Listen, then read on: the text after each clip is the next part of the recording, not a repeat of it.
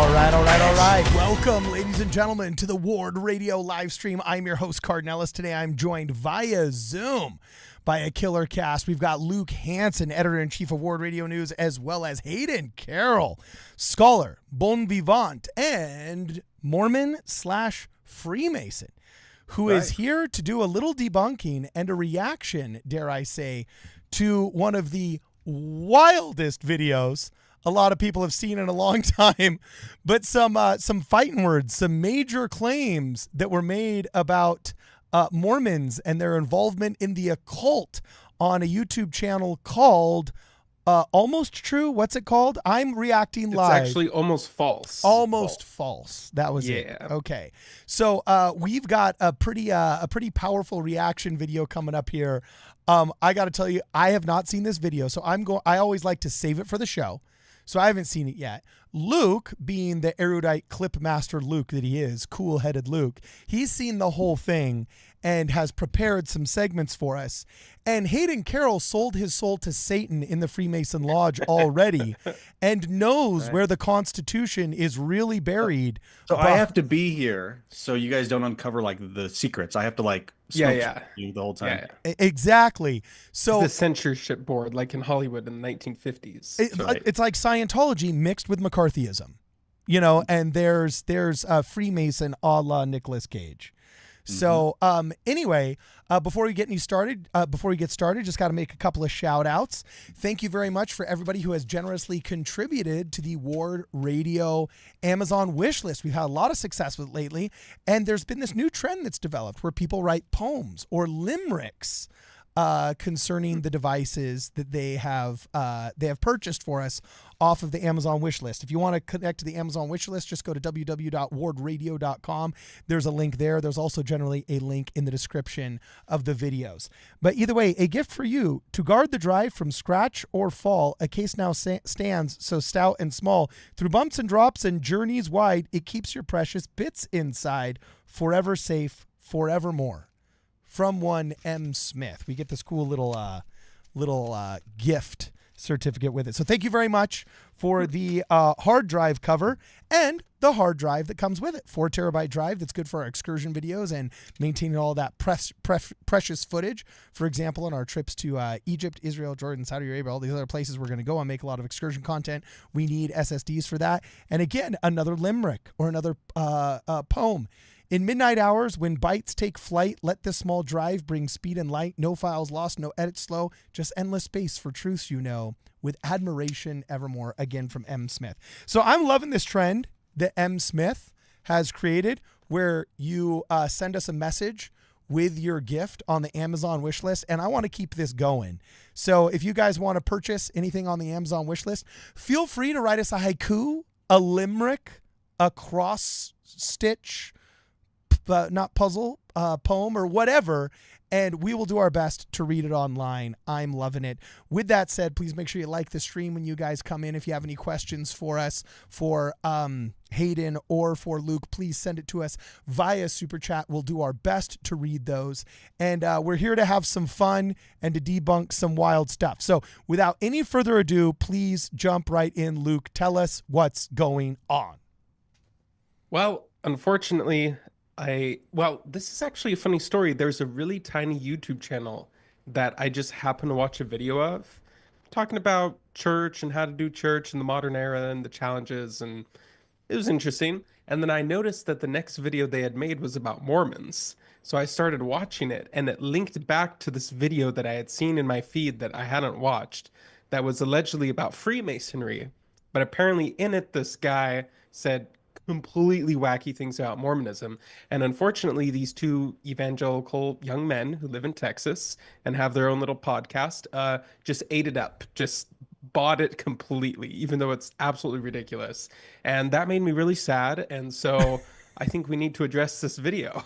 Okay. But there's a happy ending that I will tell after we slog through this absolute ridiculousness. This video we've talked about this channel before. You remember that Joseph Smith some guy OD'd. Oh, it's and the he, same went guy? to hell. The dude's Yeah. like, oh, and Joseph Smith saw his unborn children. And as the dragon was like sucking my tongue out of my skull with his like Jesus juice, like I knew at that moment. I think that was a different overdose. Yes. But Yeah. he said he like drank like a tub of Everclear and like 15 methadones, you know? Yeah. It was like, whoa, dude.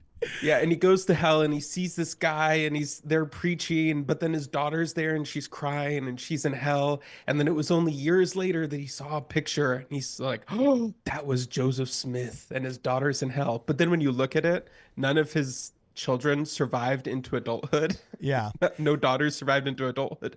And then the one daughter that he adopted that did survive to adulthood converted to Catholicism. But apparently facts are not the strong suit of this channel. Yeah, it's worth noting before we jump in here that this got 3.7 million views, as the thumbnail suggests. 3.7 million views. So this isn't just us digging into the bowels of some obscure hater's YouTube channel from 3 years ago. This has almost 1 million views a month. That we're going to react to here. So buckle up. Let's not bury the lead. Let's jump right in. Luke, do I just play the very first? I actually think we should do the last timestamp, which is at the end of the video. Yeah, and this was the one you recommended, Hayden. Oh yeah, this is good. This will help us understand where he's coming from, especially as Latter-day Saints. We're going to see he compares. Well, he makes some comparisons that I think are really necessary for us to watch before we kind of see what he has to say. Okay, cool. So I am clicking on the very last link right here. Hopefully this is the right one. But I'd say almost the same thing to the Mormons. Actually, we should stop. We should pause for just a little bit. Okay, yeah. The very brief version of this, the TLDR, is that this guy was studying to become a Catholic priest, and then for some reason the priest, he claims at least, that the priest told him to study the occult because that's where you really learn about Jesus. And so he took that to mean that he needed to become a Satanist and a Freemason and a vampire and a witch and then later a Mormon because Mormonism was started by witches. And then back in the 80s or early 90s, he finally left the faith and got born again by Jesus. And now this is his advice to the Mormons that are out there.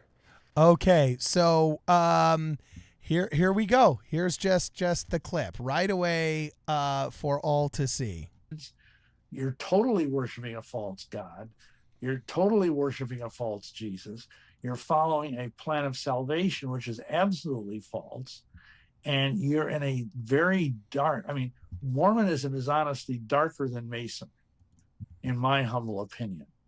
So if you're in the Mormon church, you probably don't feel that evil. But the men at the top of the Mormon church are devil worshipers. And that spiritual power is percolating downward into you and into your family because of the way headship and authority works in the world.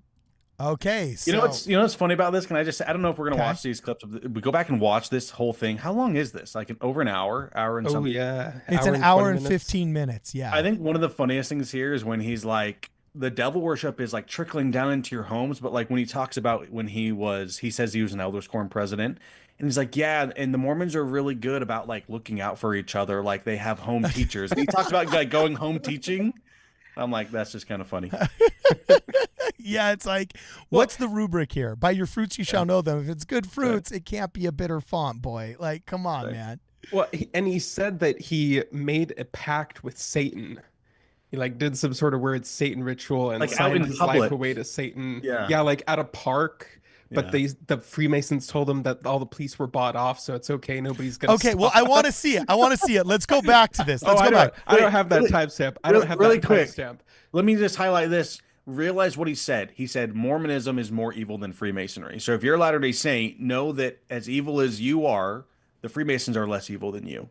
So that's just keep that in mind as we watch this. That's a bump up. Okay, he continues.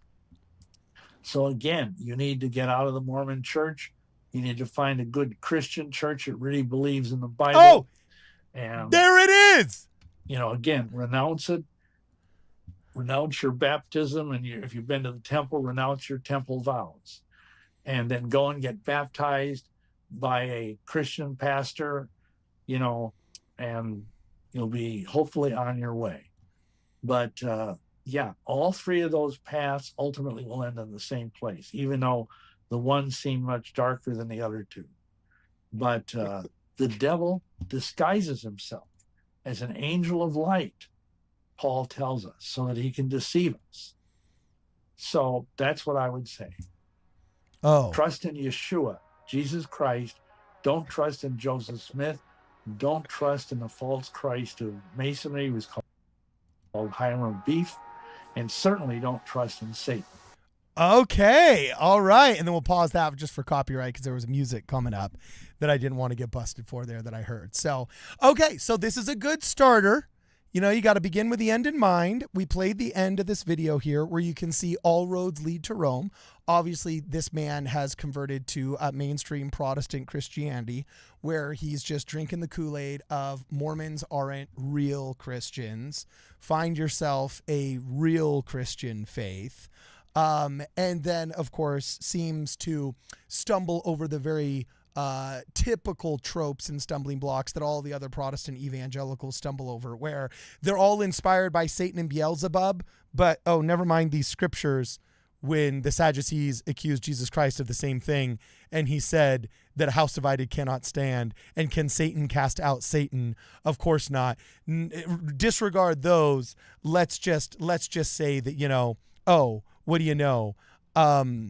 It's all it's all satanic. That seems to be the tumble dryer that you can throw all of the unmatched socks in whenever you're losing a theological argument. So anything else to comment on here before we go to the other clips? He said that Paul told us that the devil can transform into an angel of light, so you got to be careful of Mormonism. You know who's somebody that got converted to Christianity, not Mormonism, because of an angel of light? Paul. Yeah. Paul did. No, that wasn't an angel. That was Jesus. So that doesn't. Oh, okay. Yeah. Okay. That's funny. Okay, so now, do you have clips that you specifically want to show us, or are we just going to do the fun social media audit where I play the most replayed segments and react to them? Which one do you prefer to do? We actually probably shouldn't just randomly go through this video and play the replayed segments, because he says everything from the temple, and it's extremely disrespectful. Okay. Well, I have some timestamps, Luke. I put some. He in has the put Discord some chat. timestamps. Okay, well, just call them out to me right now. Just tell me the timestamps we're going to go to first. Go to 924. He just briefly talks about Mormonism. He already mentioned witches, but let's go to 924. Oh, yes. Okay, cool. So here's the very first word that showed up in the subtitles was warlock. So I'm here for this already. So here we go. Member of the Church of Satan. And at this also, I should say this because this is critical. This Eli guy, the Grand Druid down in Arkansas, he gave us 2 words of advice. First of all, he said, if you really want to understand Luciferian energy, you need to join the Freemasonic order. Oh, wait a second. I got to know. First off, satanic energy, 3rd degree warlock. Okay, this is just cool. Like any religion that divides its priesthood up by witches and warlocks, they have I will punch their dance card. All right. I think that's the Church of Satan, or Satanism, I think, is warlock. It's like they do it in degrees as well. Oh, okay. So how do you, as a Freemason, react to this, my man? You are the most, what did he say here? Well, here's the thing. He makes a disclaimer. He says most Freemasons don't know what I know. Right, because he gives the Blue Lodge Masonry, which is the first 3 degrees, which is what I've involved myself with. He basically says you don't know this until you get to the very tippy top, and that's where all the, sacrificing children and drinking their blood, like that's where all that happens. So if you're a Freemason, you don't know about this. It's just because you're not high enough yet. Is essentially his rebuttal. So I don't know what I can say to convince anybody, because they could just say, "Well, you just don't know yet." Okay. But, what do you want? What can I say? Have you ever I've only drinking goat blood over an altar while I was stripped nude. Okay. But other than that, I can't say that I've done anything crazy. Don't accuse me of a good time. I'm signing up, man. This is great. I mean, don't tempt me of a good time. So Disclaimer for anyone who's going to clip that. That's obviously not the case. No, don't disclaim that. Don't be based. Be based. Listen, for Latter-day Saints listening right now, the Masonic rituals are no more weird than your endowment. Like, and it's not that weird. I mean, we wear particular clothing, we make particular gestures, but it's weird to maybe an outsider, but it's really not that weird, especially considering the ancient context of the Freemasons and their origin and things like that. Well, it's weird against the context of the predominantly sterilized religiously backdrop of North America, because Protestantism is anti anything esoteric.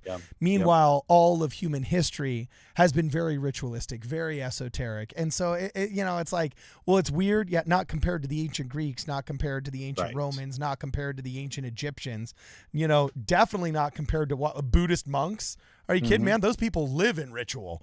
You know what I'm saying? So, yeah, like it's fair to say it's weird compared to what?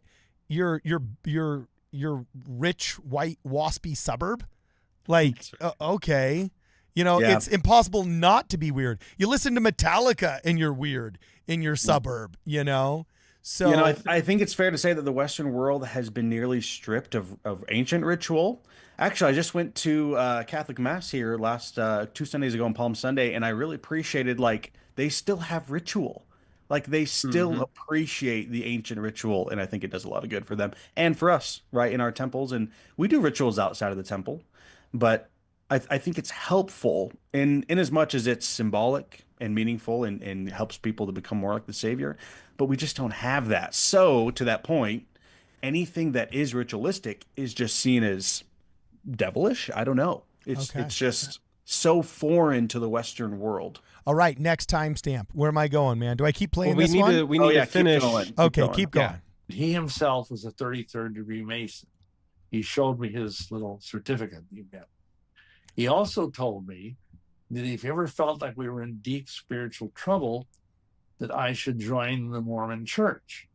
Oh. Because it was a church that had been started by witches, for witches, that we could hang out in and pretend to be nice. Wait.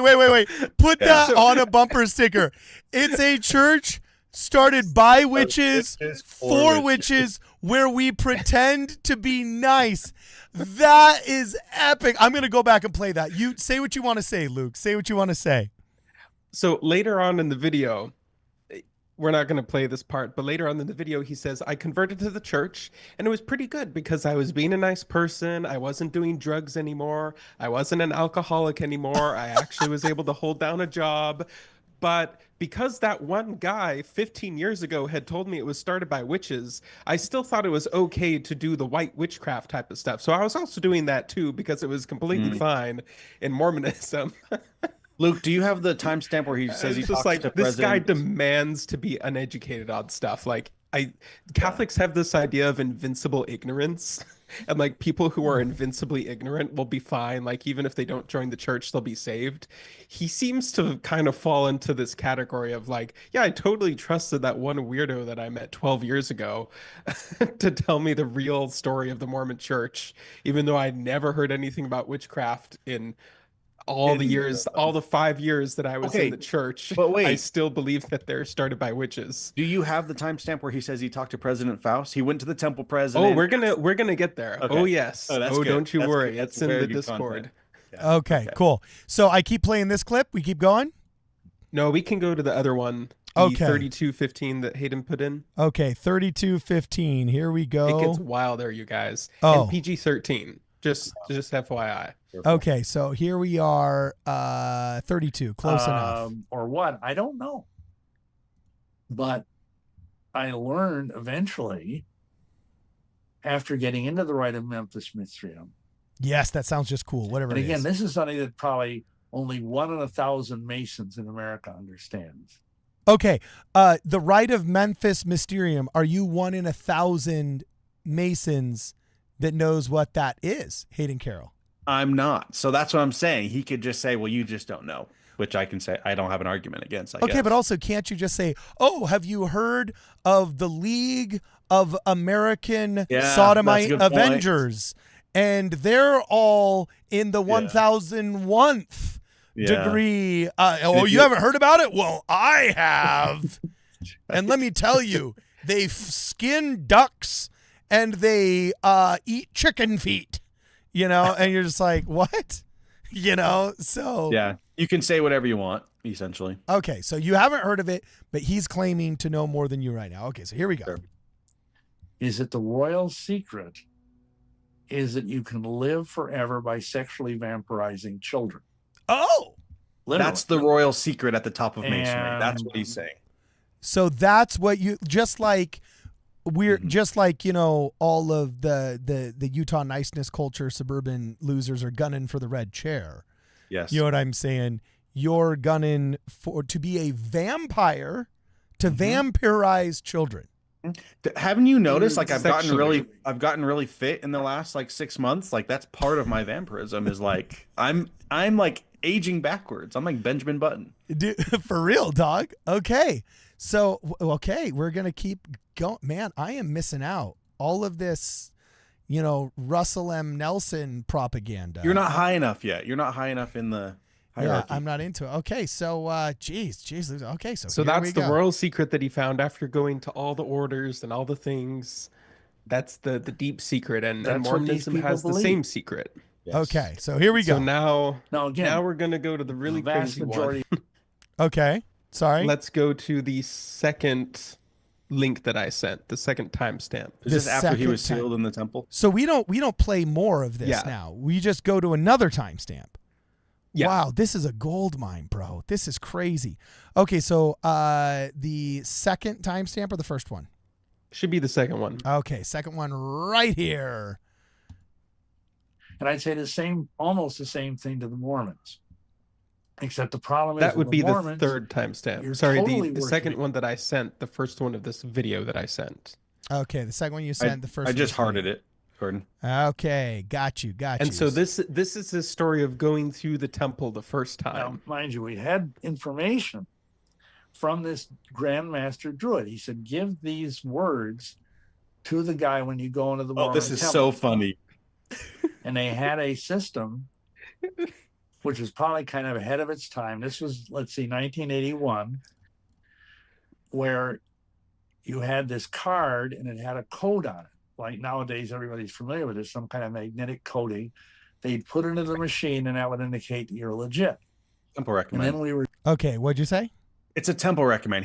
This is him saying when he walks into the Salt Lake City temple, he's handing them their temple recommend and listen. But He he has Oh! secret words. Yeah, he has some words that are going to do something to the temple. Wait, And by the way, this it's not, thing right it's not here? magnetic. It's Yeah, a barcode. reader of It is black and white. okay. ink. Our church. Okay, guys, our church in many ways has a rich history of being very technologically advanced. When the boomers took over, they sucked up all the resources and then the energy of that, impetus and that momentum towards technological advancement, and just said, no, me, my comfort, and then just like launched us back into the 20th century. And the proof that we have not upgraded at all our attendance in the temple is the fact that our temple recommends are still printed out, okay, on pieces of paper. Ladies and gentlemen, this is a piece of paper, and I don't want somebody stealing my little barcode or whatever. I don't know if you could mess around with this, or I don't want people to know what word I'm in or whatever, right? Yeah, But don't show the back of it. It's a crappy, it's a piece of paper. That's it. That's pathetic. You know what I'm saying? And it goes in a little plasticky thing so it doesn't get destroyed in your wallet. So this was what he was talking about.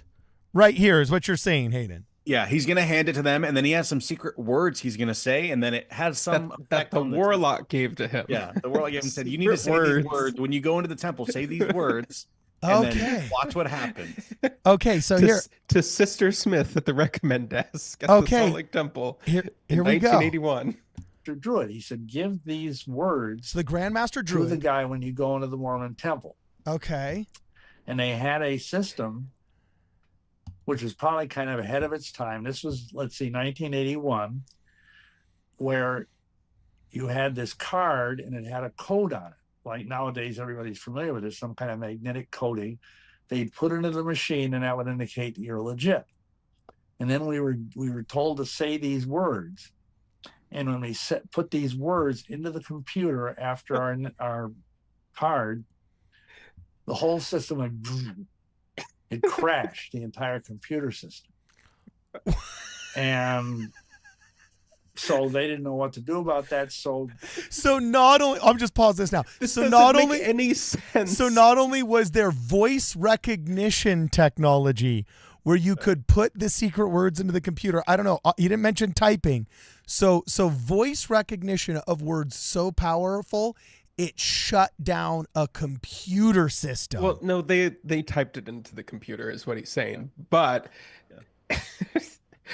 but the warlock didn't tell them to put the words into the computer, and he said it's an advanced system. So how would he know that anyways? And how many years ago was that? Were they even using that system at the time? And like, what on the temple recommend desk computer in 1981 was the bar that you're supposed to type words into? Like, oh my and gosh. it's like, it doesn't make any sense whatsoever. And then how could typing words into a computer crash the whole system? It's just completely silly. But it's kind of like this it's so simple that it's so easy for people to believe it and just gobble it up. And this video has 3.7 million views. So it like just makes enough sense and it's simple enough to be plausible. Like, oh, well, the devil's bad. And so if there's devilish words, yeah, that could crash a computer system. I could see that. Ooh, Mormon's scary. Like, it doesn't get much deeper than that, but unfortunately, 3.7 million people are at this level, and we need to figure out a way to do something. But you know what's funny about that also is it. he doesn't really talk. He just says like, yeah, it happened, and then we just moved on. Like he doesn't. Yeah, and then we just went in there. Like it doesn't. He's like, yeah, it just doesn't happened. do anything. No, and it's like, first of all, what was the purpose of that? Like, why? I'm wondering if he meant that him putting the words into the computer is what was supposed to tip off the temple people that he needed to go see the temple president. Oh, like after the session. Yeah. Yeah. I don't know. Even to this day, that's very normal to talk with the temple president, even when you're 18, 19, getting endowed. Like it's very. Yeah. But we can just continue the story. But to me anyways, he made it seem like it was some special meeting. Yeah. Okay. Detected that he was special. It gets better. It gets way better. Okay, before we continue, I'm Yeah. just going to catch up on super chats. We have to excuse the keepress of the chats, who will not be here until the children are done with soccer practice. Also, Jonah Barnes, the associate professor of all things apocryphal and the one who conducts the worldwide ward business, the ward clerk, if you will, unfortunately is missing as well. So I'm going to have to do the duty of the super chats. Whoa, we got a bunch of super chats. So quick super chat break here really fast before we continue with our homeboy and the 33rd Master Druid Warlock vampirizing children who taught him the secret code that crashed the Apple IIc Plus the temple was working on, apparently. Kyle Carson says, SMIB Brother Hayden. I don't know what SMIB means, but sup my indigenous brother. Are you in a so mote tribe? it be. Yeah, that's a Masonic term. Oh, Sorry, I was confused because I also joined a fraternity in college and they use that same terminology. So mote it be. Wait, what is it? So mote it be, or it is required. Like it's like an oath saying, basically. Oh, but it's like one that like the layman can use. Sure, yeah, that's fine. It won't mean anything to Can you, that but be our kind of cool thing? It's like like when you walk away from a meeting, you might say "so mote it be." It's like a closing. Okay, so like in the name of Jesus Christ, amen. But just Yes, so it's mote like it be. amen. Yes, exactly right. Oh, So like a beam, huh? Okay. MOTE, yeah. Okay, all right. Danny Gray says, Brother Joseph became a Mason, then went to Washington, D.C. Be honest, Hayden, which temple was the declaration stolen away to? Where are we keeping it? Hayden Carroll. Yeah. It's a temple that rhymes with Besa. What could it possibly be? Hey, which one of the relics is the one that the church might still have? I can't remember. They have the Sword of Laban, the Liahona. No. The Sword of Laban was returned with the plates, correct? Probably. I'm not sure, actually. No, come on. You know this stuff, Luke. Which relics? Stone. I know this. I know we still have I don't know this Stones. stuff. You don't know this stuff? Well, allegedly, they put it in the big cave that Brigham Young allegedly saw from the secondhand sources. Huh. So we don't have any. Okay. Okay. All right, we'll keep going. We've got Kyle Carson says, the worshipful master of the Nauvoo Lodge was Hiram. The lodge records showed that Joseph learned his catechisms in 3 days. Is this true, Hayden? I understand that it is, that he was made a master mason on site and then later memorized the oaths, which are required to advance in the degrees. Okay, we got a little home teaching humor here from one Kaori. It says home teachers are more rarely seen than vampires. Ooh, savage. Well, this guy was both. So yeah. Maybe if they just had the piece of paper that shut the computer down, we might be in better shape. Kyle Carson says, is being a witch what we used to call high priests? Mm-hmm. Yeah, didn't you know? Church History, volume True that. 67. Yeah. And Riker Jackson says, I can't believe a former vampire Catholic priest is lying. He just goes to show that credentials aren't anything, I guess. It's Riker. I want to hear more from you, Riker. That was funny. It's a cool dude. One. Yeah, Fidget the Crazy says, why are we getting lectured about the temple by the Amish? Oh, savage. Oh, He's definitely got the look down. Yeah. If the Amish wore Newsies caps, what's the correct word for this again? I can't remember. Oh, gosh. Yeah, what is it? You know this cultured stuff, bro. I can't remember this. Oh, no, man. I don't know this kind of stuff. Okay. I don't know, man. You don't, what do you know? You don't know what a Newsies cap is? You don't know where the relics of the Mormon I church referenced are? the 1950s censorship laws in Hollywood at the beginning of this episode. I stand corrected. That's pretty cultured. I stand corrected. So, Fidget, that was funny. Thank you. Stephen Diamond says, bro, everyone just needs temple rocks to fight off the warlocks and Masons or whatever we're talking about. I bet temple rocks would have stopped this. You are right, my man. And when we should ask this guy about it. Yeah, he probably has a story. Yeah, go into his AOL email address and yeah. So shoot him over some questions. Corey Richmond says temple recommends should be plastic like an ID card. It can be activated and deactivated. Also, we could get rid of physical keys for buildings. Just have a card swipe. All of this is true. And I hear all these apocryphal stories that I hope are true about beta tests getting done, that apparently some temple districts have attempted having a smartphone-based temple recommends, and they've attempted to switch in some buildings in Southern California, from what I hear, to coded keypads. So we're coming out of the 60s into the 90s, and maybe we'll spend 20 years in the 90s before, we can get into the 21st century. No, my building here in Texas just has the little fob thing that you just stick it on it and open the door. Shut up, really? Mm-hmm. Yep. A fob? Yeah, that's what they're called, right? It's just a little circle. There's a little flat thing, and you just put it on it, and it's unlocked. Mm-hmm. Dude, that's pretty dang advanced for a church building. Everybody else is swimming in like 1982. I think, it's just when the church building is built. Like, the reason why the church in the 60s went from $32 million in the hole to having over $200 billion today is by not doing pointless upgrades to everything. But it's not pointless.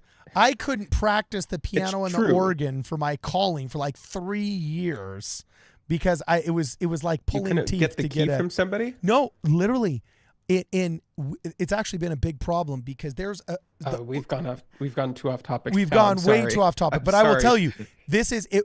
My bishop requested 7 keys that he never got in the last 18 months. So all of the pianists and the elders quorum people had to share like 1 key, and we had a text message thread, and it was because the church bought a specific type of lock machine that could only make the do not duplicate keys, but they weren't the normal do not duplicate keys you can get from the locksmith. It was a type of do not duplicate key that was made for a specific generation of church with a specific type of tumbler that actually could be fixed because it was a standard size tumbler. If they would have just spent like the $5,000 rekeying the church with like normal do not replicate keys, we could have. But yeah, so there is a specific locksmith at church headquarters that like just makes do not duplicate keys for the church. But it supposedly takes like 6 months to get one of these dumb keys. And if they lose your order, and it's the FM group, so they lose the order with like the toilet paper order that they lost and the, replacement cups that they lost and everything like that. If it gets lost, he has to redo it, and it's a bureaucratic nightmare. So anyway, I'm glad to hear that you got key fobs. See what you did here. BC Thomas, with your super chat. New Elder says, I want to hear this Warlock guy rant about Kolob. I want to as well. LDS Response says, I'm saddened seeing our temple rituals muted to the lowest common denominator. Evolution of our ordinances, I understand, but leave us some symbolism. Yes. That is, we got to talk to the priesthood department. They're bending the knee. They're kissing the ring. The only people I've seen submit to feminism harder and faster and bend the knee quicker than Jared Halverson did to Faith Matters, and the woke scolds criticizing his use of the word feminineers. The only people I've seen bend harder and faster are those that program our temple rituals, getting rid of the veil and getting rid of all these other deeply symbolic things. It's a shame. You missed 2 super chats. Corey Richmond and BC Thomas. Can you read them? If I missed them, can you read them? Corey Richmond, Temple recommends. Oh wait, did you do that already? No, the one below that. BC Thomas. Do Mormon vampires perform baptisms for the undead? You guys are a blast. You've got a faithful Catholic fan here. Oh hey. Yeah. Oh. So are vampires considered undead, or is that only zombies?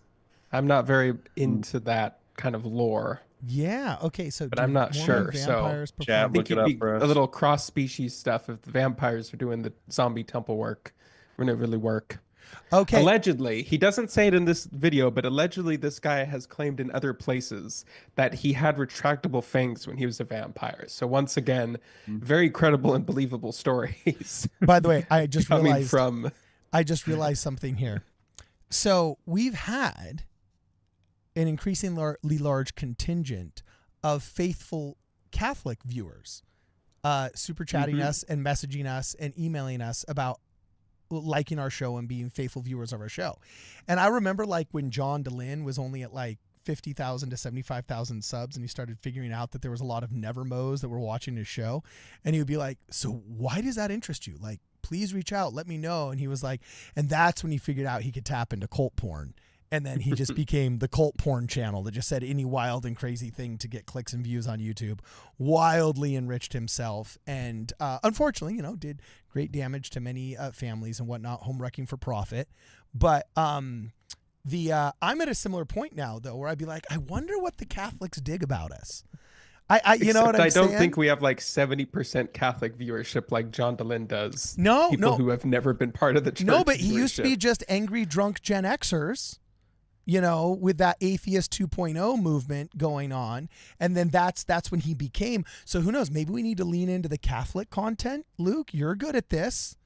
You know what I'm saying? I have a Joe Heschmeyer response to his interpretation of Daniel 2 ready to go whenever we want to record that. Maybe, comparative religion between the Immaculate Conception and Mariology in the Book of Mormon. That's a good Robert Boylan topic. We got we got Catholic mouths to feed, bro. You know what I'm saying? like we got some noodles to stimulate here from our Catholic brothers and sisters. Thank you very much, BC It might Thomas. be that they're just as frustrated with the Calvinists as we are sometimes, and so this is kind of cathartic for them to like, oh good, we're not the only ones. Mom, Right. if you won't let me might be stay it. where I want to in the house, I'm gonna go hang out with my Mormon friends. You know, so okay, cool. So BC Thomas, actually, please super chat us again, and if you don't mind telling us what you like about our channel, I would actually love to hear that. I think that'd be so cool. So anyway, New Elder says, I want to hear this warlock I ran about Kolob. We already did that one. Sorry. Buddy Cole says, I'm compiling a spreadsheet of all the members of the Nauvoo Lodge. If anyone wants to know if their Nauvoo ancestor was a member, let me know on Discord. Oh, very cool. Ooh, Hayden. Cool. Hayden, have you heard of anything like this done before? No, sorry, I got distracted. What was that? He said, Buddy Cole said, I'm compiling a spreadsheet of all members oh yeah, of the that's Nauvoo Brandon Lodge. Cole. Yeah, you should really Brandon have Cole. Yes. Yeah, you Yes. should have Brandon Cole on your show one of these days. Even right now. I don't know how much longer we're gonna go, but like he is I don't know if he's a current worshipful master, at least a former worshipful or past worshipful master for the St. George Masonic Lodge. Oh, where I wait, was this raised. guy's emailed us, right? Probably. Luke? Yeah, he's a good guy. Yeah. He's We- awesome. Now- We chatted at the fair conference. Okay, now do you say he's a good Okay, guy yeah. because you have to, because he's a worshipful master and you lose your... Yes. Yep. He has my unconditional love. That's right. Okay. Well, I don't have to say that, so I also think he's a really cool dude. Yeah. Okay. But yeah, he's And doing a lot of also- good work on records, Masonic records. He's doing a great Do job. you have his email? Would you want to send him? I can get it. Yeah, only if it's easy while we're going on right now and you can get it to him and he's in a place with decent sound. I will invite him on this live stream. Assuming Sure, let he doesn't me use- message him. I'm sure he's watching right now. Yeah, I would love to hear about that. We'll give him, 3 or 4 minutes to talk about some interesting inquiries. Because, man, if you're compiling a spreadsheet of all the members of the Nauvoo Lodge, I'd be curious to know how big the Nauvoo Lodge became. Was it pretty robust in your understanding, Hayden? I don't know much about it. I just messaged him. Hopefully he can hop on, but we'll see. I apologize. I don't know. Now, you said you didn't have his number. Just like there's I LDS just- tools and we can look up members in, is there like a worldwide Masonic order, like an app for like... You could probably find out, yeah, at least within your Grand Lodge jurisdiction, but probably beyond that. Oh, he said he can come on in 2 minutes. He's going to Okay. put on a shirt. Oh yes, please. But yes, that'd be great. Yeah, I'm going to send him the link then, if that's okay. Okay, so MK Bunny 8 says, nah, our building is super old and we have key fobs. See, that's what I'm saying. I don't know if I just got bad luck or what, but every one of the chapels, and I've had like 7 chapels that I've gone to, they all have this archaic do not duplicate key system. And I've had callings where I've gotten it, but then I've had to California is one of like the legacy areas of the church. Dude. And so I do wonder, it might just be the FM department that's over your area. People Yeah. talk about Bishop Roulette. The real one is FM Roulette, Yeah, dude. which is facilities management for those who are And uninitiated. last question by Joshua Martin for Hayden Carroll says, yo, Ward Radio. Well, yo, Joshua Martin. I'm graduating college next month with a marketing degree. Crazy we're talking about Temple and Mason stuff. Any cool parallels with graduation? Oh, yeah. The universities are Satan's mockery of ancient sacred rituals. You guys know that, right? With the cap. We and come the here gown. gathered in the robes of a false priesthood. That's exactly punitively. right. Yep. Exactly right. It's a banger. Well, what are they? So what are the parallels with graduation, dog? Clothing mostly, depending on where you attend, different I don't know what you would even call it, just ritualistic sayings or like Latin phrases that are used. I'm sure there's some overlap there. Well, even like the hats, and it would have like a tassel, and you move the tassel from one side to another All to ritualistic. symbolize. And it's a symbol of like receiving knowledge that other people don't have. So you're kind of like designated and set apart as like the person who holds this knowledge that the other people don't have.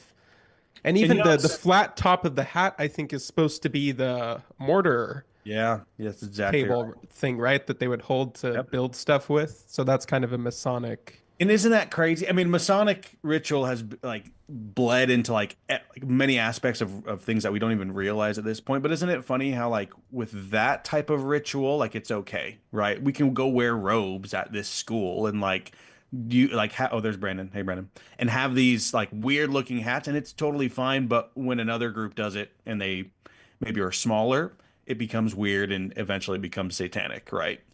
So it's just hypocrisy, I think, at its finest. Okay, cool. And I So do need to say that apparently vampires are considered undead. Mm. According to ChatGPT, Dracula by Bram Stoker coined and emphasized the term undead for Dracula. So my bad on that. okay. And BT dubs, the Keanu Reeves and Gary Oldman Dracula that everybody heralds. I usually defer to traditional lists of like top 100, top 10 of any category on IMDb or on, Rotten Tomatoes for what makes good cinema. You guys know I'm a cinema junkie, but the Dracula, the Keanu Reeves and Gary Oldman Dracula from what was it, like 1989, 1993, horrible film. They call it a masterpiece, but like unwatchable and frenetic. I don't know. I didn't get that one. So anyway, Buddy Cole's here. What's up, Buddy? How you doing? And tell us a little bit about yourself briefly, and your role in the Masonic Vampire Lodge of St. George, and the Masonic Lodge in St. George, and what you're doing with this Nauvoo list. That's an interesting crossover, my man. Hit us. Absolutely. So yeah, I'm Buddy Cole. A lot of people know me as Brandon, but go by the nickname Buddy as well. I'm here in St. George, been here about 13, 14 years now. Been a member of the Masonic Lodge for coming up on 9 years. And You were you at my raising? I think you were. yes, I was still pretty new back then as well. I'd just like to say as well before I get into Wait. anything else, Did we just make a vampire joke about undead and Masons and then say, no, it's not like that. Hey, you were at my raising. Undead, raising. You're not making yourselves not look as weird as the internet says you are, dog. But okay, keep going, we have buddy. to keep some kind of mysticism secretive. That's what makes it fun. Okay, cool. All right, keep going, buddy. Before I get into anything else, I just want to say I'm not an official representative of the Grand Lodge of Utah or any other Masonic entity. I kind of have to say that. I almost got in trouble once. Okay, don't sweat it. Well, tell us about the Masonic Lodge in Nauvoo. Did it predate the Saints getting there, and they were like just what? Hit us with everything you got. Both barrels, baby. All right. So the Nauvoo Masonic Lodge was founded in 1842. So the Saints had already been there a few years. And in fact, the way it started was a few members of the church who were already Freemasons. They got together and they wrote a petition to send to the Grand Lodge of Illinois requesting permission to have a lodge chartered there. And they started with about, I think, just off the top of my head, I think it was about 9, maybe 12 Masons. But it actually grew once it got started. They were initiating like 10, 15, 20 people a week. It was crazy. You don't see those kind of numbers today. And by the time that it was done, they had about 1,500 Masons in their lodge. And that was significant because that was about half of the Masonic population of the entire country at that time, right there in Nauvoo. Wow. So, yeah, and so as far as this spreadsheet that I've been making, I've actually been combing through the Nauvoo Lodge's minute book. There is a scan of it on the church's website in its historical records, and so I've been combing through and collecting all the names that I can find, as well as the dates for when they applied for membership, when they were initiated to the first degree, passed to the second degree, raised to the third degree, when they might have demitted, or in other words, resigned from the lodge if they were moving or something like that. And so I'm collecting all of this data, and my personal goal right now, I want to collect all of it, and then once I have all of it down, I'm actually going to go into FamilySearch, and I'm going to add these records, these scans to D's each... records, like D's nuts. Yeah. Good one. I'm going I to don't know add if them that to was a good one. your profile on FamilySearch, so that it can be. I don't know. I just thought it was neat. I just barely found out myself about a year or two ago that two of my Nauvoo ancestors were members of Nauvoo Lodge, and I had no idea. And I would have liked to have known that a long time before. So that's why I'm doing this project to post these all onto FamilySearch once I can get all the information down, just in case anybody else wants to have access to that kind of thing for their ancestors too. So. Okay, now I got a question for you, buddy. You said at one point Mormons in Nauvoo were half of the population of Freemasons in America? At that time, there were about 3,000 Masons in the United States, and 1,500 of them were in Nauvoo. Wow. And I looked up the Nauvoo population numbers, and it's estimated somewhere around 15,000 people in Nauvoo at the time of Joseph Smith's death. But that includes women and that includes children. So probably only a quarter of that was full-grown adult males. And so we're probably talking like 1 in 3 adult males in Nauvoo were Freemasons. Or I guess some of the surrounding parts could be included in that too. So I got a maybe question 1 in for you. 5. So, buddy, so a lot of people talk about the Mormon Church being influenced by Freemasonry, but it sounds like Freemasonry was more vulnerable to Mormon influence if over 50% of its viewership or of its participants were members of the Mormon Church. Would you say, Brandon, that that's part of the reason why they didn't like Joseph? That they felt like the Latter-day Saints were becoming too influential? Well, it's funny that you bring that up because, on the one hand, the Grand Lodge of Illinois, they didn't really specify Joseph as their reason for doing anything against the Nauvoo lodges.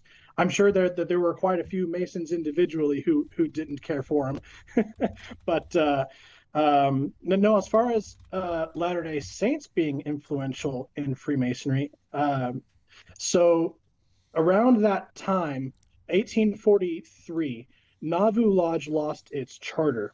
Or not its charter, its dispensation, which is like a temporary charter. So essentially, it was not allowed to make Masons anymore by Grand Lodge authority, but they kept doing it anyway.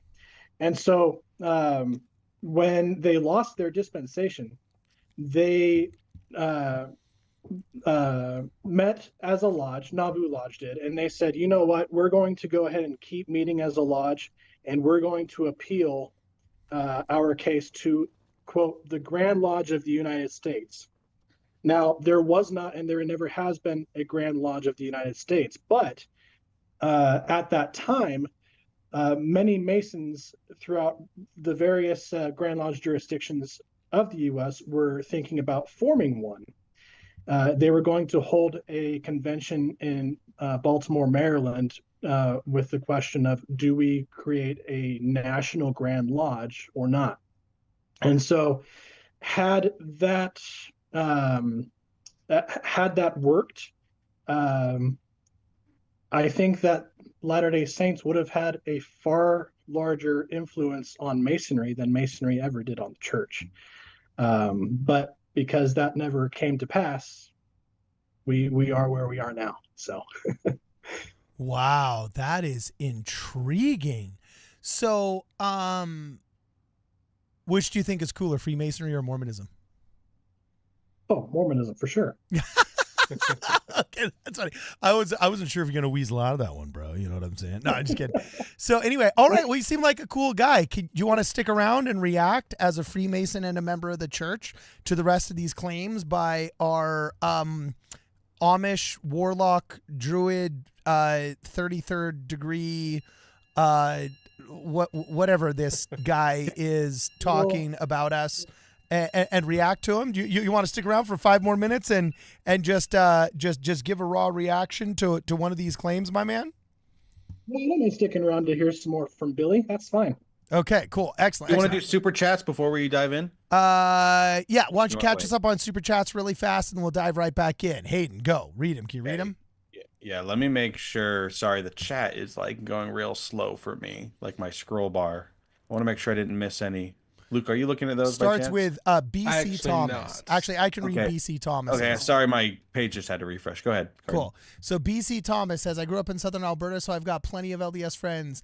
None with fangs, unfortunately. I watch a lot of faith content. You guys are fun, and I always learn. Also, I take Mark 9:38-40 seriously. That's our Catholic friend. What's that? Mark what? Mark 9:38-40. You know what? This is a really good job for what, Luke? What is this a really good job for?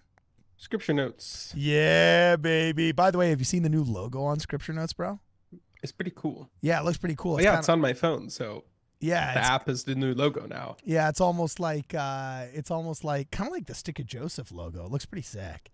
So anyway, okay, so this is 9:38. Yep. Here we go. So here we go with our Scripture Notes right here in Mark 9:38. Oh, whoops. You know what? I ended up looking up Mark 3. So here, let me go to Mark 9:38, and here we go. Boom shakalaka.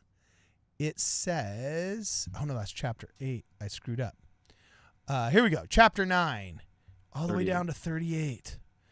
Okay, and John answered him, saying, Master, we saw one cast out devils in thy name, and he followeth not us, and we forbade him because he followed. Dude!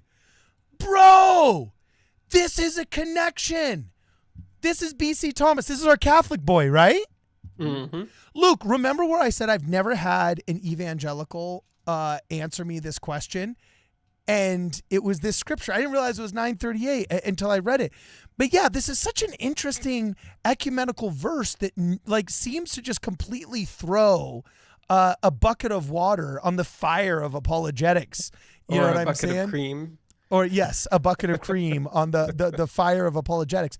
But yeah, this is such an interesting story that is so overlooked. And I'm like, guys, this is what Jesus said, not Paul, not James, not, Bartholomew arguing with Thaddeus. Okay. This is like the OG himself. So here, I'm going to put this back on everybody's screens so they can see here exactly what it says. Yeah, man, BC Thomas coming through for us today, man. What an absolute stud. So I got our Scripture Notes up here. And this is outside of the temple, if I'm not mistaken, right? And John answered him, saying, Master, we saw one casting out devils in thy name, and he followeth not us, and we forbade him because he followeth not us. So there's a story where Jesus Christ is outside of the temple, right? I believe it's after he blessed the children, if I'm not mistaken. So is he outside the temple or is he on the mount? I can't remember. But anyway, there's these other people doing miracles in the name of Jesus, and then up come the apostles, John specifically, saying, hey, look, there's guys casting out devils and healing people in your name. But we said, hey, you're not with us. We don't recognize you. Stop that crap, right? And then in 39, this is crazy. But Jesus said, forbid him not, for there is no man which shall do a miracle in my name that can lightly speak evil of me. For he that is not against us is on our part. Bro! That's huge. That is the antithesis of, well, he casteth out devils by the power of Satan. How could a house divided stand? Is Satan going to cast out Satan? If I cast out devils by the power of Satan, by whom? Cardin, don't you know that you worship the wrong Jesus? So this does not apply to you, bro. Come on. Takes a drink. But what's great is this is huge. actually invincible to that argument because Jesus didn't check and make sure they were. You know what, right. BC? That's right. He didn't say, well, which Jesus was Which one? Yeah, exactly. You know what, BC Thomas, if I had a challenge coin, I'd give you one right now. That was a great super chat. And this actually, that Gavin Ortland episode that's coming out just goes along with this beautifully. Yeah, Gavin Ortland has basically made a full-throated defense of Mormonism, and I am here for it. Without mentioning us. Without mentioning us, he accidentally stepped on an ecumenical landmine and endorsed the Church of Jesus Christ of Latter-day Saints, and they're going to kick him out of the club. They're going to kick him out of the club for having said something remotely that just, it's wow. So anyway, BC Thomas, you know what? MVP of the chat today. Although, I don't know. El Marie just came in with a $50 super chat. So, nope, never you mind. know what I'm saying? I was like, you're doing well, though, bro. But I mean, you know, it's hard. There's no replacement for displacement, if you know what I'm saying, right? So, no, I'm just kidding. So, anyway, El Marie says, if we stole Freemason rituals, then why aren't we wearing tuxedos and secret rings? We are. For a CTR friend. rings.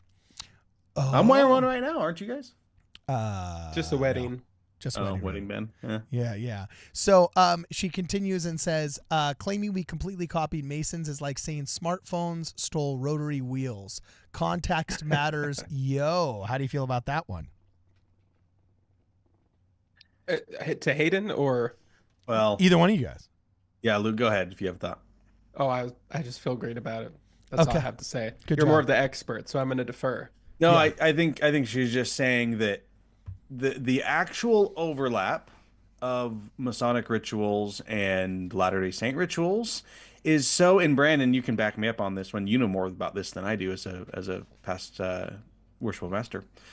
Like, the overlap is so small that, like, I can't even explain it. Like, I just did a video for Ether's Elephant. You guys know Rylan? Yeah. Mm-hmm.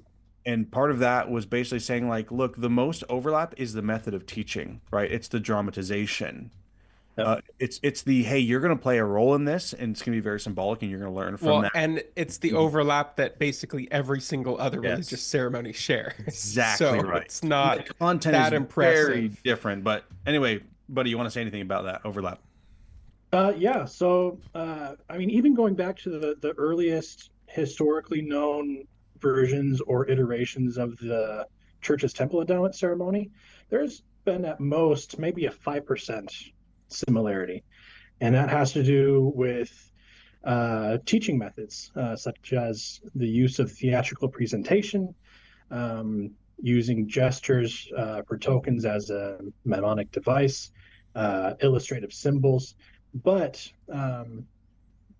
so that was all adopted and adapted in order to teach the church's own doctrinal principles and to put into effect the church's own covenants that we make with God. Those doctrinal principles are not found anywhere in Freemasonry, and same with those covenants. Yeah.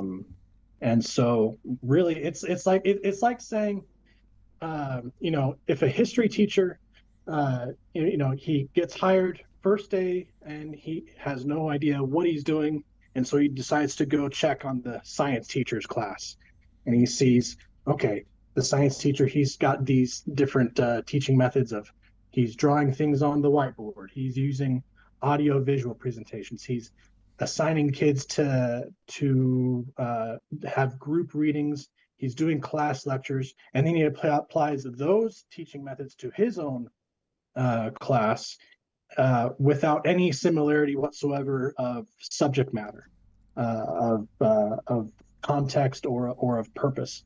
And so that's the nature of the similarity between the ceremonies of the church and the degree ceremonies of Freemasonry. And can I just add to that? Like, that was one of the reasons why I wanted to investigate the Free and Accepted Masons of Utah when I was in college. I was in Cedar City, which is about 45 minutes north of you at Southern Utah University. And I had enough time as a single college kid to go over to the local lodge, and just, I wanted to know, like, that's when the CES letter started to get kind of big, and I had some people talking about that, and I wanted to know, like, what was the criticism, or did the criticism of Joseph in the realm of Freemasonry hold any water? And the only way to know is, I thought, is to join, and I have the means and the time to do that. But I will say this, and I think, Brandon, you've already basically said this, but I'll say it in a different way. Lots of Latter-day Saints give me a hard time or are worried for me that I'm a Mason. And I don't know why they weren't worried about Joseph, or they don't care about Joseph and Brigham and John Taylor and Wilford Woodruff and Really? Hiram. Yeah, they kind of give them a pass. But if I'm a Freemason today, it's like a bad thing. And here's what I want to say about that. These are the stupid idiots in our church that are so desperate to be Protestants. No, they're not. They're No, not stupid. they're so. No. Why would you be worried? No, they're not no. worried about you They're joining not. the plumbers union. No, they're You not. know, Some of these and people are my great friends who are very desperate to be Protestants, just No. like You knew the who I was ancient talking Israelites about. were desperate to worship Baal and absorb the culture around them. Catholics, actually, the Catholics are deeply anti-Masonic. They actually if are. anything, yeah. I think they have a ban. They're not allowed to be Freemasons. Oh yeah, That's true. No, but here's what I was going to say. I'm asking BC Thomas if that's true. I'm not going to believe it until I check it with BC. No. Listen.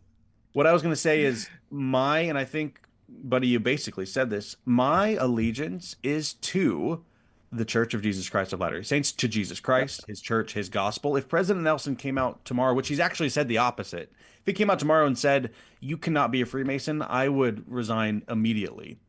And I think the Masonic brothers would respect that, right? They obviously would be sad about it, but it's like, I hold oaths that are more important to me in the church and in the gospel that override every single time. I think that's what some members are worried about. They're like, oh, you're making oaths that are going to conflict with the church. And it's like, look, the church has said this is okay.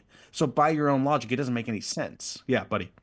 Yeah, and I would say too, I mean, Freemasonry, I mean, when I'm we call it investigating, but when we're interviewing someone who wants to join, one of the first things that I tell them is, okay, just so you're aware, whatever obligations you might have to Masonry, that takes a back seat to all of your respective duties to God, your country, your neighbor, your family, or yourself. And in fact, it would actually be considered unmasonic behavior to put Masonry ahead of any of those things. So it's a great way to say it. Wow, this is that is so pathetic. Why would okay, the only reason why I can kind of understand probably where the Catholic Church is coming from an anti-Masonic bent is because, I mean, they're coming out of the 16th century Europe where, joining a different team might mean war. You know what I'm saying? Like, I mean, they call it the Troubles, okay, in the UK, which really meant the terrorist war activities that the Protestants and Catholics fought over for freaking 30 years, all right? So it's like, I mean, okay, it's one thing to have the Roman Catholic Church, which is basically the power structure of Western Europe for a millennia. You know what I'm saying? It's one thing to have them say, like, all right, you're either for us or you're against us. But in the United States of America, in our entire history, there's no other reason to be like anti-Masonic that I can see out there. Like what? Were the Masons forming an army to go storm George Washington's castle and steal the Declaration of Independence the first time? We can't tell you about that. That's the thing. We'll never tell. The George Washington Masonic Temple is really cool, by the way. Way in awesome. Alexandria. No, in Kingstown. I'm going to unlist this. Things. I'm going to unlist this live stream as soon as we're done with it before Kwaku can see it, because he will probably be throwing his sandwich at the screen, be like, "Are you kidding me? The Masons!" You know what I'm saying? And then he'll come up with a lot of stuff that you have to explain, buddy. You know what I'm saying? We're going to hold your feet to the fire. So, Brittany, the keepress of the chats, is here, has officially done her duty both as a mother and now as a member of the Ward Radio Wigwam, and is going to catch us up on chats. So, babe, take it away. Yeah, P.S. I have no idea what I just walked into. We're talking Masons, and this super chat is about vampires. So, that's cool. Carl that Petty. sums it up. Yeah, Carl Petty says, Bram Stoker is my 10th cousin 4 times removed. Vampire family history wins. I'd say so. It's pretty cool. Yeah. Now, wasn't Dracula based off of Vlad the Impaler? If I'm not mistaken. So, because Dracula was not an actual person, I believe, but wasn't the he's real. archetype based off of Vlad the Impaler? I don't know. Anyway, Logan Crandall. Continue with Logan's. Thank you. Hayden, you can have my soul. Ooh. I am not currently using it. Oh. Yeah. Carden, I hope you got my package of 3D prints I sent you. Oh, snap. Yeah, that's Logan. I did. They're in this. Oh, they're here in the studio. You know, I'm going to see if I can't bust those out. There's a free gift for some people in here that we have to add to the merch store or to anybody that orders something. And I'm going to actually make a live discount code for that. So yeah, keep reading the super chats, babe. Okay. Ostianis. I don't see a comment, but thank you for the super chat. Country King says, good news. This Mother's Day marks 1 year since I came back to the church. Plus, I recently received the Melchizedek priesthood. You give me strength. That's Nice. awesome. Very cool. Love it. W in the chat for Country King. Indeed. Next one, Testimony Tim says, Brandon straight up found my great-grandfather on the Nauvoo seconds list. He was the lead builder on the temple, later became mayor of Fillmore, Utah. Wow. Very cool. All right. Okay, here's I don't know how to say this. Ostianus. He says 7, and again, Masonic infant blood is not for the belly, but for the washing of your bodies. Did he miss that in section 89? Yeah, that's word of wisdom. We missed that verse. That's the original. Gosh. Masonic infant blood. No. Not like, okay. That's all. That's all Infants got can't up. be Masons, so that can't be real. Okay, keep going. We're all cut up. I have no idea what I walked into. We're talking vampires, infant blood. I don't know. Yeah, so Logan Crandall, he has handwriting like my father here, says he got us 3D printed items and asks that we read after 8 p.m. So he could be present on the stream. Looks like he is here. And these are 3D printed tie clips with the word Think Celestial on them, and that I should feel free to grab a couple and to share them as I see fit. And please leave this one wrapped to reveal on camera. It is for the studio, and I would like to see your reaction. I ain't gonna open up a bag live on screen. What is this? Send me ricin, Logan?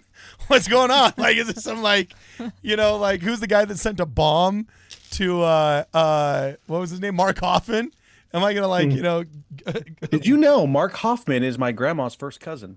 Oh, okay, great. Oh man. So he doesn't blow me up live on the screen. I just I put can get that you in an my interview with safe him. over He's there. in Gunnison prison. I can No, call I'm him. just kidding. So anyway, I will say this. These are actually pretty cool, dude. Look at these. And dude, Logan, good job wrapping this care package. It was kind of crazy. Look, he made these little Think Celestial.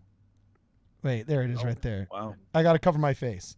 He made these little Think Celestial tie pins. So you know what? What should we do, babe?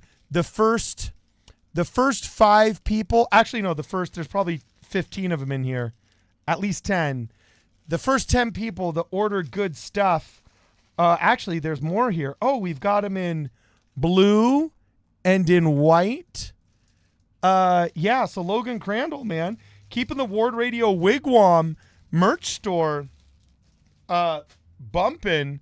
That's pretty cool, man. So what do we do, babe? Should we do just like the first 20 or 30 people that get something out of the Ward Radio Or merch just store? if you order merch, it'll just be included in your package.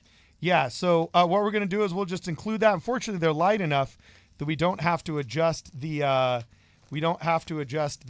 weight requirement when we send out the packages in ship or anything like that. And then before we go, I hope I don't freaking, you know what, Logan, if you want me to open it up. I hope that's not fragile, because you are. Yeah, if you want me to open it up on screen, don't package it like it's freaking going to the moon and back. Like, this thing's ready for re-entry into the atmosphere. Look how ballsy we are, just opening up the package seriously, live. I hope I don't regret this. This is this is actually pretty cool. Wow, he must be big into 3D printing. Look at that, dog. This is actually pretty cool. I think this is a joke from the live stream.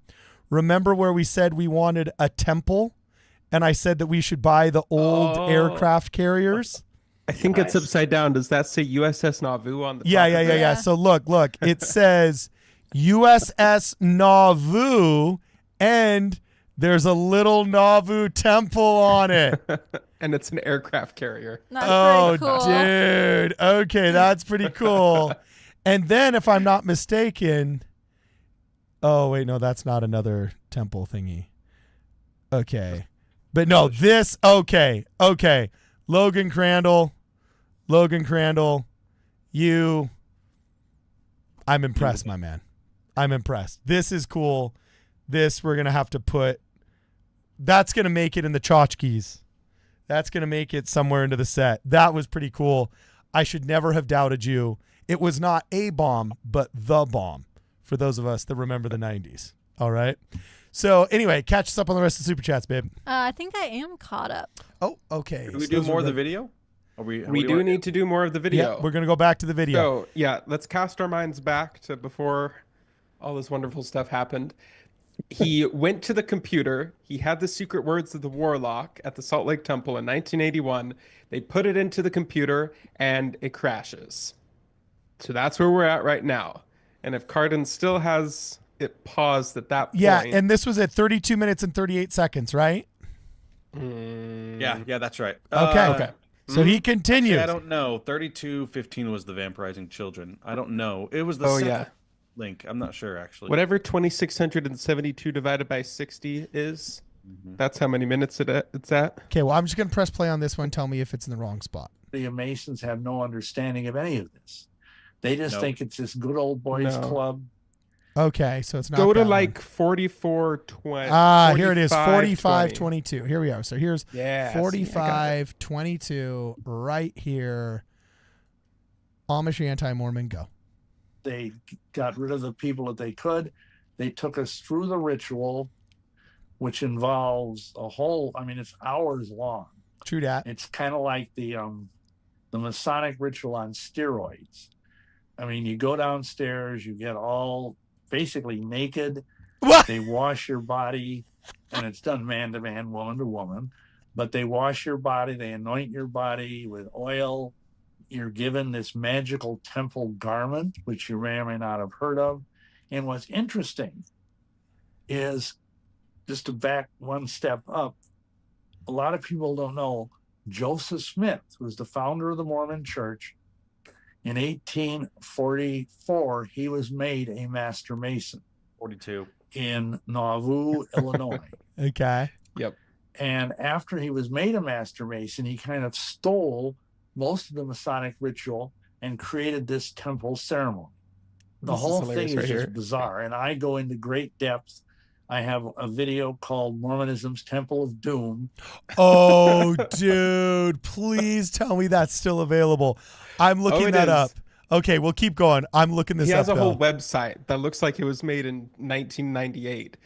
And okay. And the thing is, like, so at this point, Indiana Jones and the Temple of Doom would have still been like relevant. So he's totally just ripping off the title of a popular Hollywood film. And dude, it was so funny DVD. When he says we get naked. No, I mean, okay, you have your legs and your arms exposed to be anointed, but we're not running around naked. This isn't freaking Monos, the Hands of Fate, people. You know, like, oh, this is funny. I am loving this. So, okay, we'll keep going, and I'm going to look up Mormonism's Temple of Doom. Here we go. A DVD that you can get that goes into all this in detail. But anyway, this is where it gets kind of odd, because after this is all over, we were invited to go meet with the president of the Salt Lake Temple, which is kind of a big deal. And he said, really, but okay, what can I do for you? And I said, well, we've been told, we didn't say by a druid, but we've been told that we need to talk to an apostle. Now, understand that in the Mormon Church, there's this hierarchy. There's the prophet, who's called the president.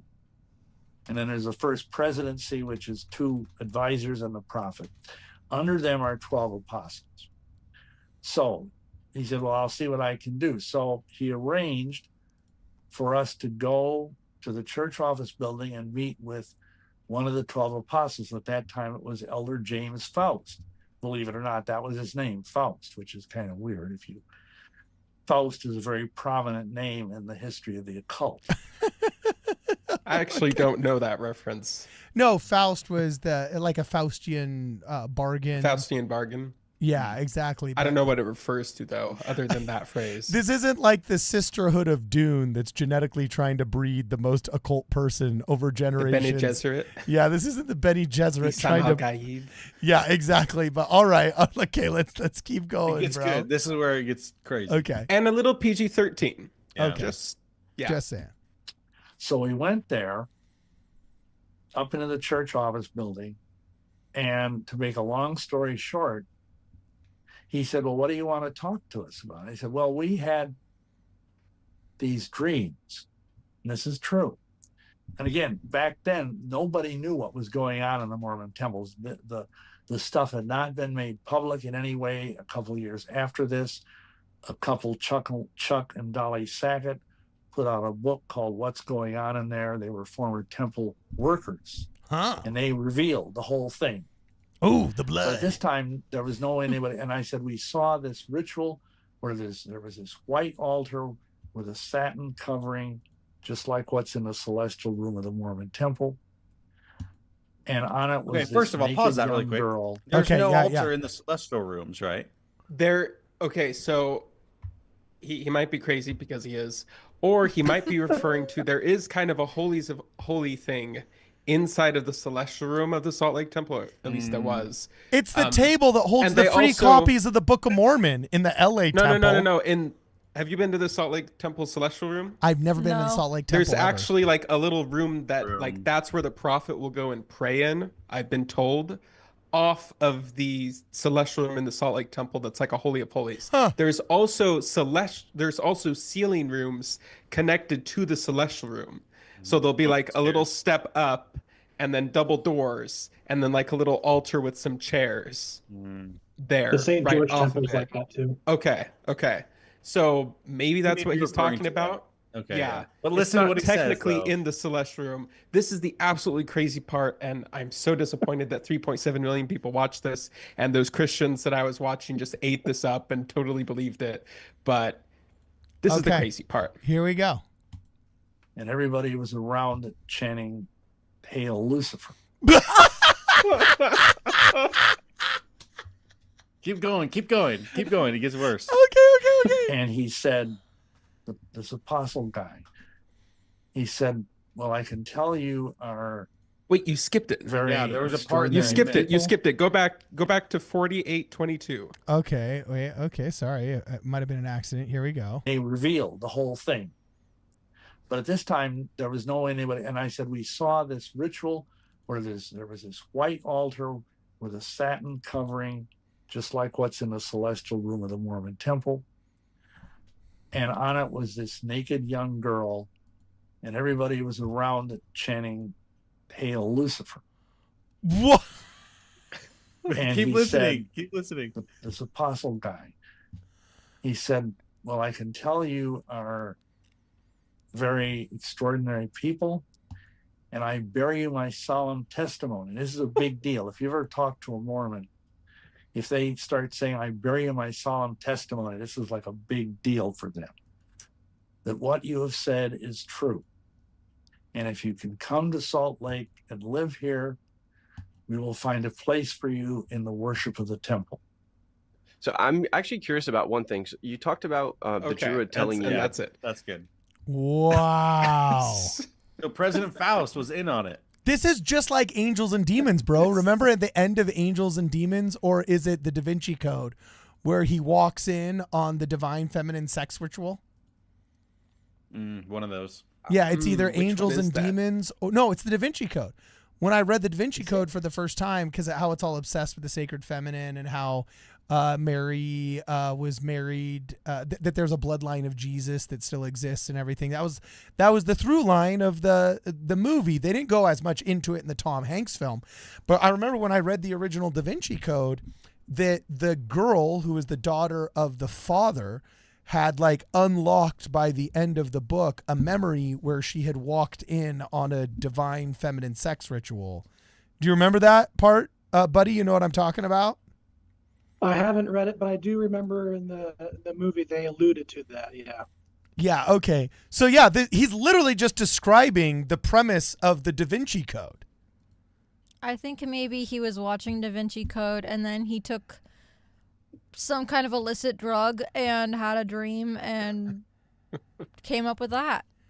Or maybe I think it was Warren Jeffs. Yeah. Okay. Well, I was think going to say FLDS. I think Yeah. what it was is that he realized he could get 3.7 million views by telling stories like saying these. the most crazy thing imaginable.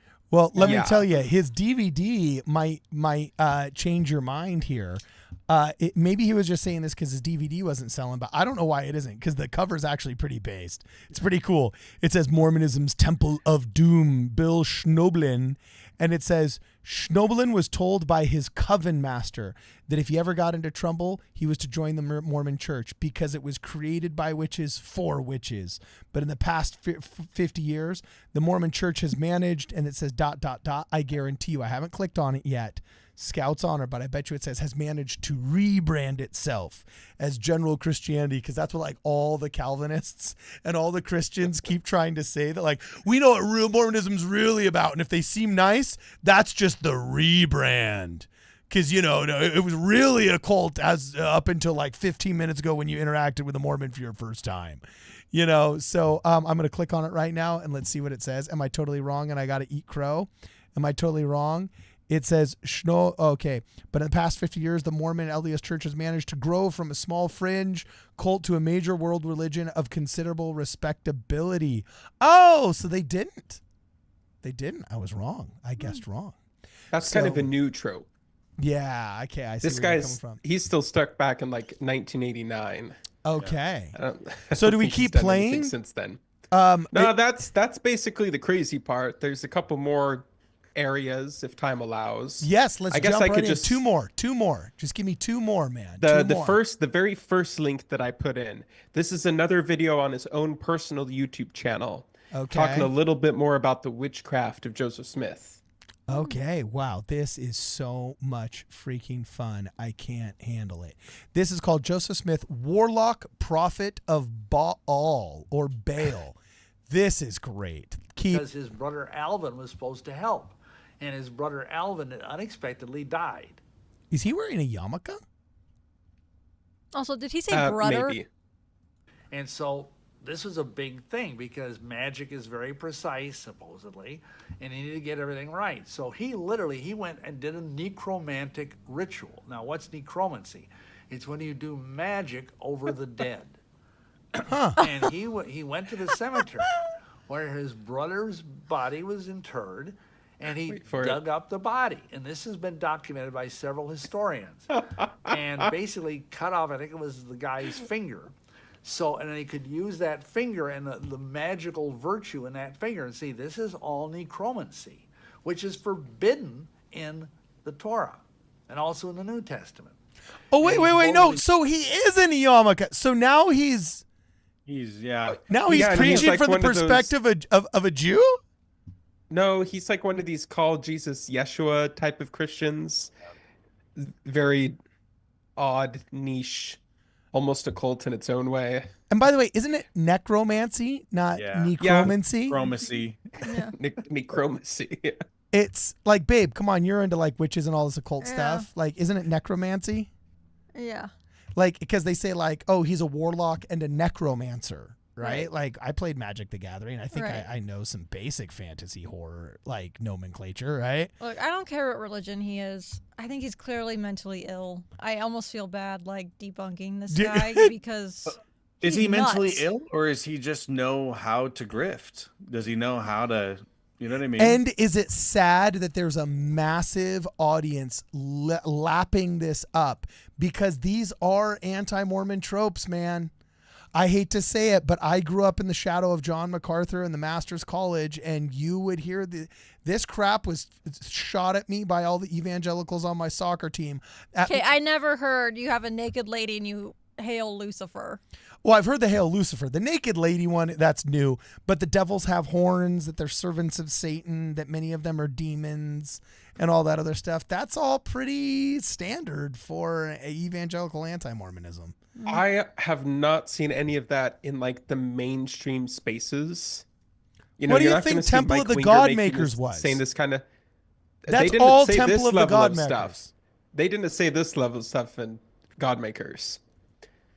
And so it's just crazy to me that in 2025 we have this just came out 4 weeks ago, and we have 3.7 million views of people just and like that thing that I told you at the beginning. I knew that this was in here because I listened to other Christian guys that listened to this, totally believed it, and were like quoting G.K. Chesterton to explain how this totally made sense that the Mormon Church does this. Like, really disappointing stuff. Okay. I lose faith in humanity a little bit, but are we basically wrapping up here? Yeah, we're already in overtime, All right. so we'll wrap up pretty But soon. faith in humanity is slightly restored because Okay. this channel that I found is a really, really tiny channel. Okay. Like this video that about where they were reacting to this only had like 500 views. So I popped in the comments section. I was like one of 4 comments on it. And I just kind of said how ridiculous a number of things that he said was, an uneducated number of things he said was. They responded. I responded back. And I ended up hopping on an 1.5 hour long Zoom call with one of these guys that was on this YouTube video. That was the reason why I found this. And he actually didn't even try to defend believing it. I think he basically, by the time we got on the Zoom call, knew like, oh yeah, that doesn't actually make any sense whatsoever. And so we actually just ended up having a super nice chat about all the things that he was confused about with Latter-day Saints. And we're kind of planning on talking more. Maybe I do an episode with him at some point. He lives somewhat close to me, so we might meet up at some point. And so I think I got a Protestant friend out of this who realized that this was absolutely ridiculous. So Aw. faith in humanity slightly restored. Now we only have 3.6999 million more people to go That's to funny. bring back away from this. Okay, last 2 super chats, babe, before we gotta go. Hit us. We've got Perrin Sedai Is that and the then first one? Fidget the Crazy. Okay. Yes. Perrin Sadai says, question for the Masons. How do you square the requirement to join the Freemasons that you need to be a part of a monotheistic religion with our conception of the Godhead, Heavenly Mother, etc.? Buddy, do you want to speak to this as a... Yeah, go ahead. Sure. Yeah. So that isn't really a requirement throughout all of Freemasonry. You'll find that more in Europe, particularly the Grand Lodges that practice what's called the Swedish Rite, which actually requires you to be a Trinitarian Christian. But that's only 5 or 6 Grand Lodges over there. Here in the U.S., you don't really see that requirement, and in fact, you have quite a few Grand Lodges in places where polytheism is rampant, such as India. India actually has a very huge Grand Lodge. But yeah, here in the U.S., I think there might be maybe 1 or 2 Grand Lodges, and there's one or 2 Grand Lodges per state total. So out of all those, you'll maybe only find 1 or 2, I think, that have a monotheistic requirement. All the others only have the religious requirement that you have a belief in a supreme being, at least one supreme being, but it does not have a specification of who or what that supreme being is. That's left up to the individual. Yeah, and I can just add to that. That was exactly my experience in 2017. They just basically, do you believe in a God? And they don't ask anything, past that. And we have a rule in the lodge where we don't talk religion and politics. So you don't really get into that, actually, for good reason. Wow. Okay, cool. Last super chat, babe. Hit us. Fidget says, Faust is a don't deal with the devil type story of a guy who wants to get the girl, than he does after making a deal, then everything falls apart. Faustian? Yeah, like a great Faustian Faustian bargain. Yeah, okay, awesome. Thank you, Fidget the Crazy. And last one, just another one just snuck right in there. Austianus says, nice job, Luke. David Boyce effect strikes again. Wait, what's the David Boyce effect? Probably just being a nice guy. I don't know. You actually go and talk to them, and it turns out that they're completely fine and normal and actually have great theology. Yep. Great theology? I won't go so far. Like, I mean, come on, We. bro. Oh, We okay, cool. have it. Oh yeah, us. Yeah, we're good. Yeah, exactly. Okay, cool, awesome. The horned people. The horned people. Yeah. Mm-hmm. Yeah, those ones. Yeah. Word. Okay, well, thank you very much to everybody that has hung out with us thus far. We're just going to have a couple of reminders here before we go. We've got a lot of cool merch in the merch store now with the addition of these Think Celestial clips.